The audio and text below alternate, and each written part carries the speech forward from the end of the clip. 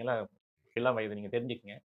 உலக வரலாற்றில் திரையுலகத்தை இந்த மக்களுக்காக பயன்படுத்திய ஒரே நடிகர் எம்ஜிஆரை தவிர வேறு யாராவது உண்டா? அதனால தான் அவர் மக்கள் திலகம் என்றும், புரட்சி நடிகர் என்றும், புரட்சி தலைவர் என்றும் என்னெல்லாம் இருக்கு.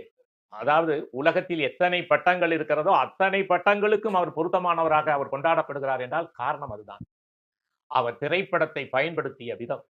இந்த மக்களுக்கு ஏதாவது நல்லது செய்ய வேண்டும் என்று சொன்னால் அது திரைப்படத்தின் வாயிலாக, பாடல்களாக, உரையாடல்களாக, காட்சி அமைப்புகளாக, படத்தின் தலைப்பாக உருவாக்கினார். ஜிஆர் என்ற போதை அது நல்ல போதை, மக்களுக்கான ஒரு போதை, உடல் நலத்துக்கான ஒரு போதை, நல்லது செய்ய வேண்டும் என்ற ஒரு போதை, தவறான பண்புகளிலிருந்து விடுபட வேண்டும் என்ற போதை. நினைக்கும் போதை வரும், நன்மை செய்து பாரு, நிம்மதியை தேடி நின்றார் உண்மை சொல்லிப்பார்.